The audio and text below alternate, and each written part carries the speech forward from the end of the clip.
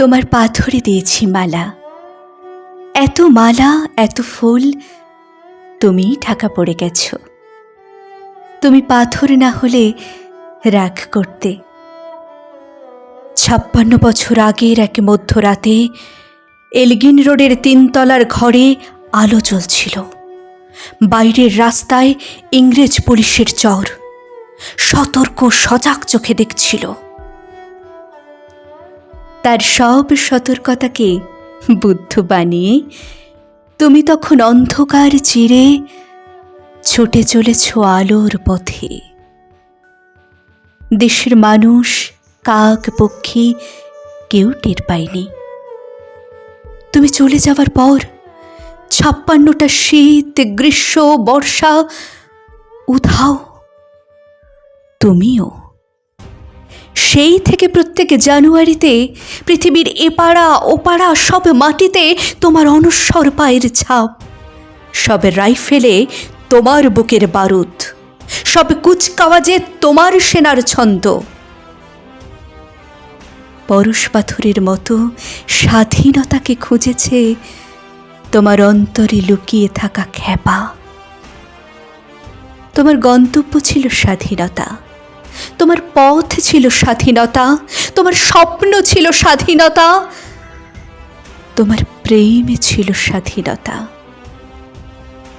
তুমি রক্ত চেয়েছিলে স্বাধীনতার জন্য, তুমি তাই পাথর। আর যারা স্বাধীনতার আড়ালে চেয়েছিল গদি, চেয়েছিল সিংহাসন, ইংরেজদের ছেড়ে যাওয়া লুটের রাজ্যপাট, তারাই রইল সুখে। ভারতবর্ষের টাকায় তাদের মুখ, তোমার নয়। ভারতবর্ষের অফিসে আদালতে তাদের ছবি, তোমার নয়। ভারতবর্ষের সংবিধানে তাদের শৈশবোধ, তোমার নয়। ইংরেজ এদেশের গরিব মানুষকে পায়ের নিচে রাখত। আমরা বড় লোকদের মাথায় করে রেখেছি। স্মাগলার কিংবা ডাকাতকে জোর হাতে সভাপতির আসনে আহ্বান করেছি। ইংরেজ এদেশের ধনসম্পত্তি লুট করত, আমরা দেশটাকে বেচে দিচ্ছি। ইংরেজ দিয়েছে চাবুক, লাঠি, গুলি, আমরা দিয়েছি মস্তান, মাফিয়া, নেতা আর বুলি। ইংরেজ দিয়েছে কালাপানি সেলুলার জেল, আমরা দিয়েছি টিভিতে সুপারহিট মোকাবিলা আর আইন সভায় আয়ারাম গয়ারামের খেল। 56 বছর আগের এক মধ্যরাতে পরাধীন এই দেশ ছেড়ে তুমি চলে গিয়েছিলে। স্বাধীন এক স্বদেশে ফিরে আসার স্বপ্ন নিয়ে। তুমি ফিরে আসোনি।